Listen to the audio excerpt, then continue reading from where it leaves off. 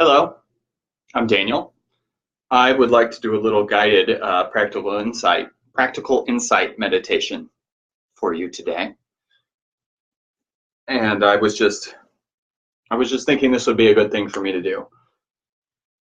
And I want to tell you just here at the top, there's a day of meditation, July 28th, and all sorts of different cities are participating in this, and you can actually go to a public meditation. I'm doing one in Kansas City at the Nelson Museum, but they're occurring all over the country. And if you just go to the Tattooed Buddha Facebook page, you can look for more information on that. And so it is with that in mind that I decided to create this guided meditation on insight practice. So this is inspired by teachings from a Burmese Buddhist teacher named Mahasi Sayadaw. He lived in the 1900s, and he's influenced a lot of modern Theravada Buddhist teachers today. So we're going to start. We're going to sit up as straight as we can. And it's not that important what your legs are doing, but just that you have a plan and you're doing something you know you can stay comfortable in. I do the half lotus, which is one foot on top of one knee and the other one tucked underneath, but you can do whatever's good for you as long as you're not going to get distracted by it. And then the second thing is to have a plan for your hands. So in the Zen tradition, what's usually done is what's called the cosmic mudra, which is a real cool name. And it's just these hands tucked like this, thumbs gently touching. And again, the point is that your hands have a plan. I know in the Shambhala tradition that you just your hands on your knees. And I think that's good too. The point is that there's a plan for what your hands are doing. And take a deep, heavy breath. And this is a closed eyes practice. So close your eyes.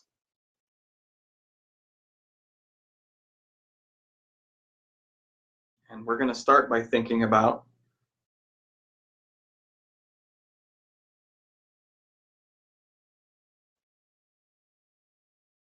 other beings and how we wish for kindness to happen to other beings. And we wish for positive things to happen to ourselves.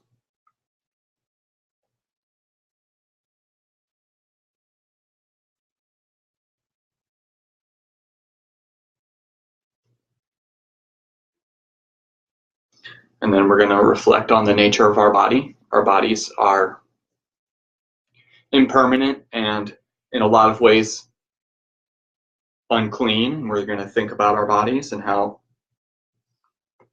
we're always changing.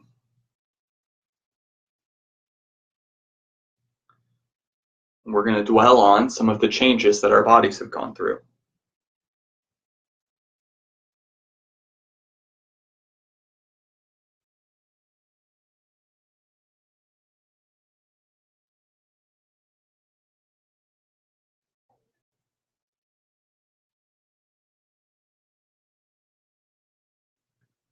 And then we're going to reflect on our minds.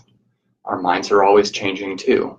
We have likes and dislikes that are ever shifting, and things we care about a lot that later we don't care about at all.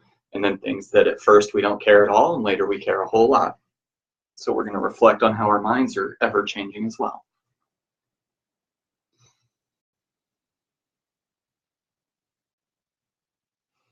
And I'll say right now, if you're having trouble and you need to move a little bit during this practice, that's okay. Now, for this practice, what we're going to do is we're going to bring our attention to our abdomen. When I guide kids in meditation, I say belly instead, but abdomen is a more accurate word, and I don't feel like I'm talking to kids when I say abdomen, so I'm going to say abdomen. Bring your attention to your abdomen. And just notice how it rises and falls. You breathe in and your abdomen goes up. You breathe out and your abdomen goes down.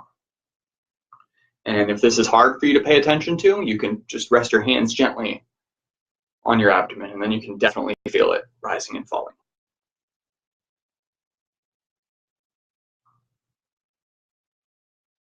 And just make a mental note in your mind. Rising, falling. Rising, falling. And we can just bring our attention to that. And every time something comes into our thoughts to distract us, we can go back to rising, falling, rising, falling.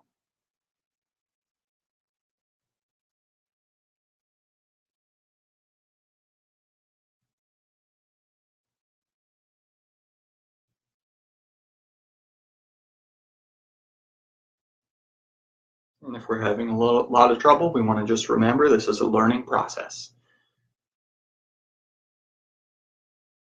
And our abdomen is always rising and falling, so it's something that's always present. So it's not something we're searching for.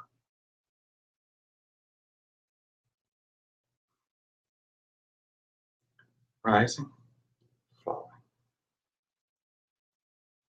rising, falling.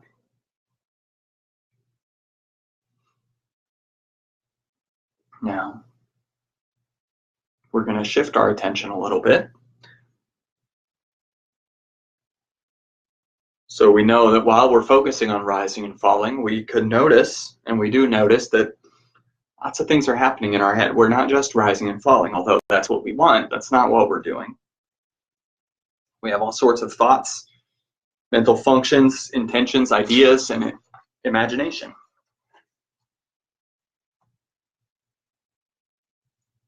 And we're going to do now the practice of noting. The practice of noting is this. When you are, for example, imagining what you're doing at the end of this meditation, you're going to make a mental note, imagining, and then try to come back to rising and falling. And if you think of some idea, you're going to just make a mental note of thinking. And then, again, bring your attention back to the rising and falling of your abdomen. And if you're remembering, again, we're going to note remembering. For mind's wandering, we're going to note wandering. And also, if you're not in a quiet place and you hear something, also note hearing. Hearing.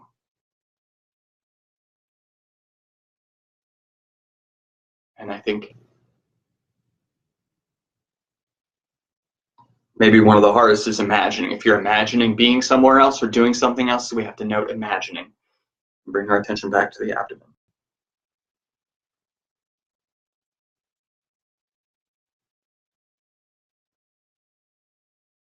And if you have to adjust your body in any way, if you have to rock a little bit or bend your neck or pop your neck or whatever, or adjust your back, just while you're doing that, note bending my neck. Note popping my back. Whatever you're doing, just note it.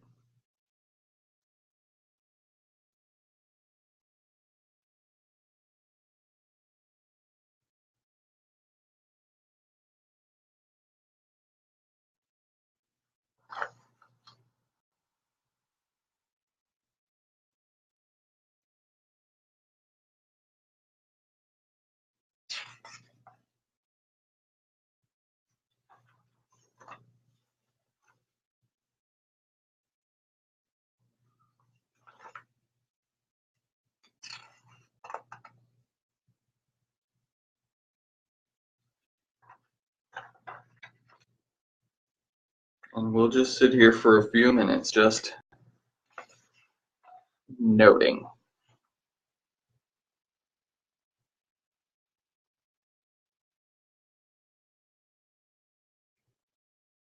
And if a thought comes into your mind,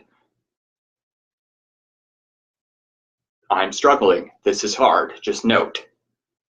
Feeling discouraged, I guess. Note feeling discouraged if you start to feel discouraged.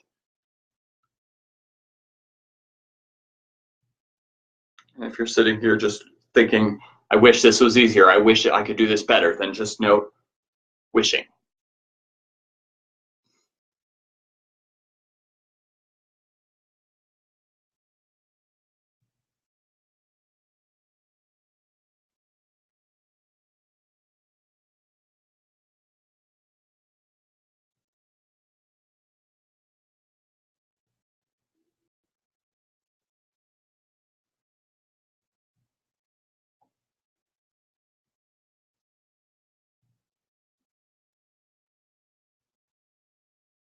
We'll just sit here for a short time. Just note everything that occurs in your mind and just bring your attention back to the rise and fall of your abdomen.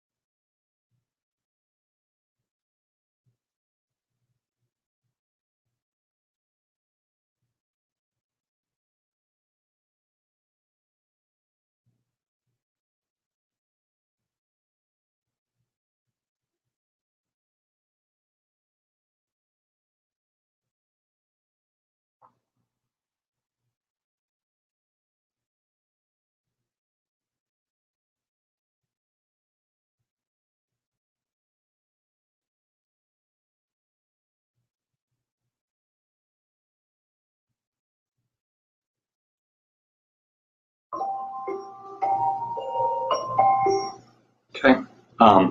Thank you for taking the time to sit with me. I hope I've given you a practice that you can take with you and that you can do on your own without me guiding you. And again, that was called Practical Insight Meditation. And again, I want to reiterate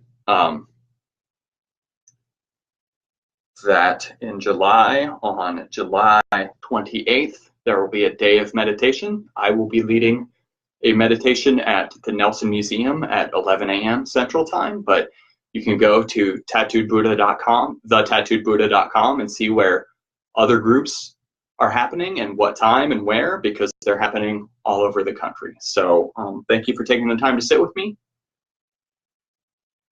I would like to now recite the 4 great vows. I'd like to do this at the end of a lot of my teaching. So I'm going to recite the 4 great vows, and it's a call and response. And I'm going to say each of the 4 great vows twice. And the intent is on the second one, you say it with me. It's a way of setting our intention to be good and try to make the world a better place. Okay, so 4 great vows. Sentient beings are numberless. I vow to save them. Sentient beings are numberless. I vow to save them. Desires are inexhaustible. I vow to put an end to them. Desires are inexhaustible. I vow to put an end to them. The dharmas are boundless. I vow to master them. The dharmas are boundless. I vow to master them. The Buddha way is unsurpassable. I vow to attain it. The Buddha way is unsurpassable. I vow to attain it. Thank you.